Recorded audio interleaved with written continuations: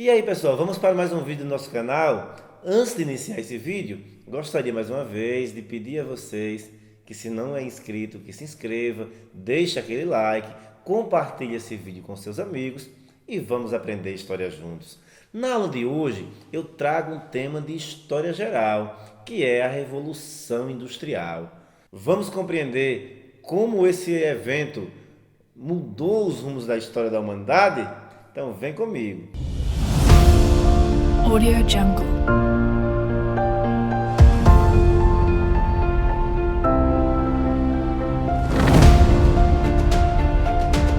Audio Jungle. Bom, pessoal, quando falamos de Revolução Industrial, devemos lembrar que no final do século XVIII, na Inglaterra, surgiram as primeiras máquinas a vapor. Essas máquinas fizeram surgir o que nós conhecemos por industrialização. Esse fenômeno, caracterizado por Revolução Industrial, provocou uma série de mudanças, seja ela no campo econômico, no campo social e também no campo cultural. E é justamente para compreender as origens da Revolução Industrial que nós trataremos desse tema hoje. A Revolução Industrial, ocorrida inicialmente na Inglaterra, ela representa uma grande transformação. Para isso, precisamos compreender que o processo de produção ele é alterado pela inserção da máquina, nesse primeiro momento, da máquina a vapor. O processo produtivo anterior à industrialização era o que nós conhecíamos como manufatura, que já havia sucedido o processo anterior, que era o processo chamado de artesanato. Agora, com a inserção da máquina, com a inserção da indústria, esse processo ele é alterado. Antes, o artesão ele tinha o domínio do processo produtivo. Agora, o operário ele apenas vende a sua força de trabalho. E é justamente esse processo de mudança nas relações de trabalho, mudança nas relações de produção, que representa o fenômeno da Revolução Industrial. E onde começa a Revolução Industrial? Como eu mencionei anteriormente, na Inglaterra. Mas qual é a razão para isso que chamamos de pioneirismo inglês? Qual é a razão para a Inglaterra ser a primeira nação a se industrializar? E aí, para compreender isso, é preciso que elencamos alguns fatores. A Inglaterra, naquele momento, já era uma potência econômica, se é que podemos assim dizer. Era uma nação que possuía capital acumulado e isso favorecia a sua burguesia ter capital para investir nesse processo de industrialização. E essa Inglaterra também, ela possuía fontes de matéria-prima que eram essenciais para essa industrialização. Outro elemento a ser destacado é o fato da Inglaterra ter mercado consumidor, ou seja, ter para quem vender aquilo que era produzido. E um elemento não menos importante que deve ser mencionado é a mão de obra abundante. E de onde advém essa mão de obra?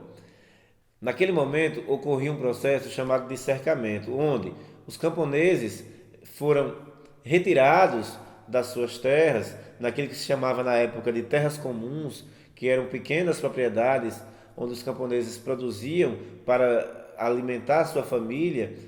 E esses camponeses, então, ao terem que deixar essas terras, eles acabam migrando para a cidade, acabam tendo que compor o exército operário, né?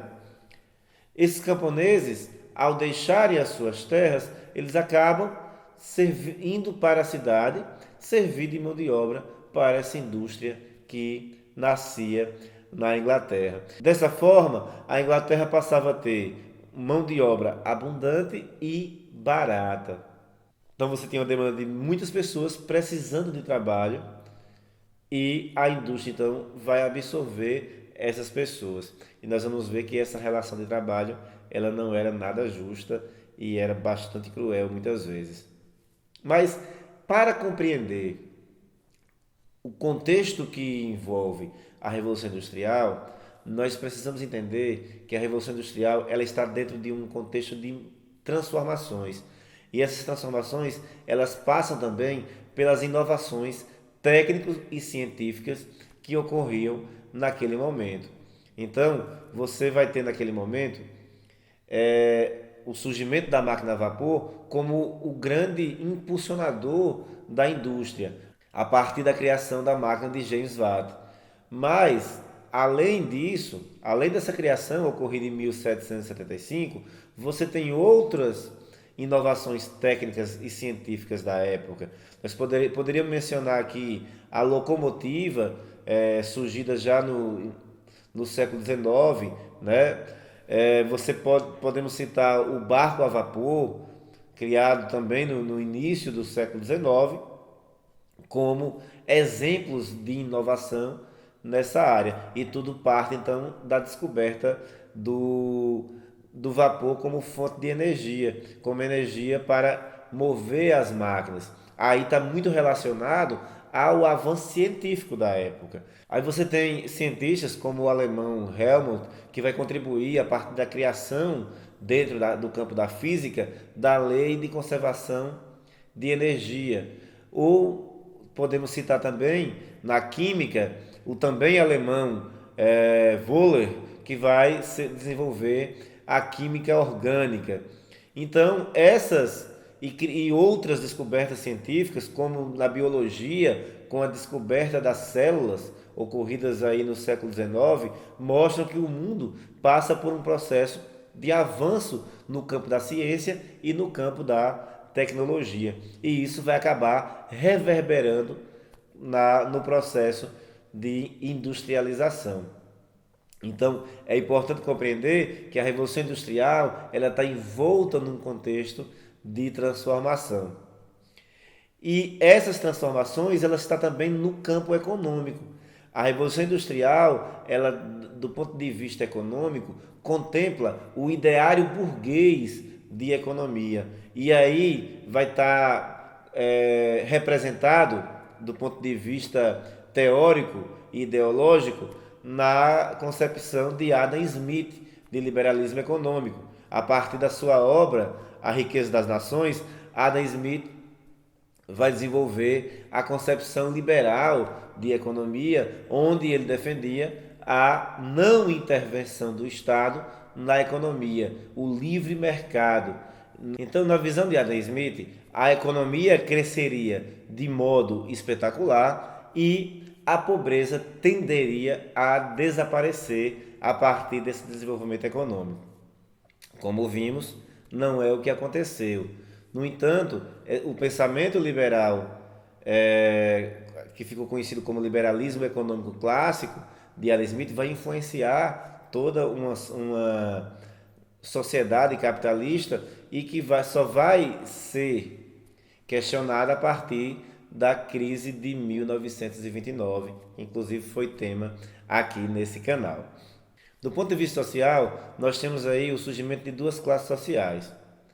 A burguesia industrial, que eram os grandes proprietários, os grandes industriais, proprietários da indústria que agora nascia, e a classe operária, a classe trabalhadora, que vai ficar conhecida como classe proletária. Essa relação entre burguês industrial e trabalhador e operário e classe proletária, essa relação entre burguês industrial e classe proletária vai se dar por meio de um processo de grande exploração.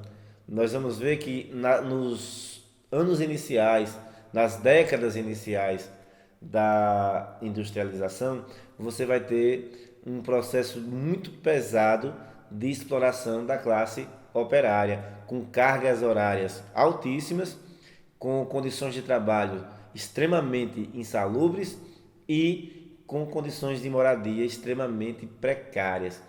Então, a classe trabalhadora era extremamente mal remunerada, trabalhava muito, durante muito tempo, e morava muito mal, porque essa classe trabalhadora que antes vivia no campo, na sua grande parte, migrou para a cidade, mas ela foi ocupar os cortiços e áreas periféricas das cidades industriais, sem condições mínimas de higiene ou condições mínimas de moradia e condições sanitárias. Então, essa relação ela vai acabar gerando posteriormente a uma reação por parte da classe trabalhadora, que vão se dar a partir dos movimentos operários. Um desses movimentos embrionários vai se dar justamente porque o artesão, que agora vive a ruína pós-industrialização, vai começar a enxergar na máquina o culpado pela sua desgraça. Então, você vai ter a exemplo do movimento ludista que invadia as fábricas e quebravam as máquinas por acreditar que a máquina era responsável pela sua miséria. Outros movimentos mais elaborados, se é que assim podemos dizer, vão surgir também. A exemplo do cartismo. O cartismo, que movimentou diversos comícios, movimentos populares nas ruas da Inglaterra naquele momento, trazia como referência uma carta chamada de Carta ao Povo, onde, dentre outras coisas, pedia o fim do voto censitário, ou seja, o fim do critério de renda para determinar quem era cidadão ou não. Pedia aí o direito ao sufrágio universal, ou seja, o direito de voto para todos. E mais à frente, já no século XIX, você vai ver aí surgir os primeiros sindicatos, os primeiros movimentos sindicais, as primeiras organizações sindicais dos trabalhadores, justamente como uma reação a esse processo de exploração e de condições ruins de trabalho, de remuneração e até mesmo de vida em que viviam durante a industrialização. Porque aí nós podemos citar também que nessa fase inicial industrial, a indústria, principalmente a indústria têxtil, que é o carro-chefe, o produto pioneiro desse processo industrial inglês, vai se utilizar muito da mão de obra infantil e da mão de obra feminina, por serem mão de obras mais baratas. Então você vai ter muita utilização das crianças e das mulheres em trabalhos extremamente insalubres e mal remunerados. Então, diante desse processo, é importante salientarmos que essa primeira fase, essa primeira revolução industrial, como assim é chamado, ela vai impulsionar o sistema capitalista. Isso é um legado deixado pelo processo de industrialização. Em contraponto a isso, ela vai promover o aumento da desigualdade, vai promover o aumento da concentração de renda e vai também trazer como uma de suas consequências um processo de êxodo rural e crescimento urbano. Só que esse crescimento urbano ele vai ocorrer de forma meio que desordenada, onde esses trabalhadores que antes viviam no campo vão ser empurrados para áreas periféricas das grandes cidades industriais. Como consequência ainda da industrialização, poderíamos citar também o processo avançado de degradação ambiental que a industrialização vai trazer. Além, claro, dos aspectos positivos que ela também tem, como, por exemplo, a evolução dos meios de comunicação, a evolução dos meios de transporte e os diversos produtos e objetos que, criados pela industrialização, facilitam a nossa vida. Então, pessoal, compreender a Revolução Industrial é entender a guinada que o mundo trouxe. E aí eu trago uma curiosidade interessante. A relação do homem com o tempo, ela muda a partir da industrialização. O tempo, agora, ele passa a ser controlado, ele passa a ser vigiado. Tempo passa a ser dinheiro. Então, as pessoas, os trabalhadores, eles vendem a sua força de trabalho por uma determinada carga horária. Então, essa sensação que nós temos de que o tempo passa muito rápido, de que nós temos que cumprir horário, isso se dá muito a partir da industrialização. Porque a partir da industrialização, essa necessidade de você cumprir horário, de você preencher uma carga horária, ela se torna algo presente no mundo do trabalho, ok? Então, galera, esse foi o nosso vídeo sobre Revolução Industrial. Espero que vocês tenham aprendido, espero que vocês tenham gostado. E se gostaram, se aprenderam, deixa aquele like, compartilhe esse vídeo e até a próxima. Audio Jungle.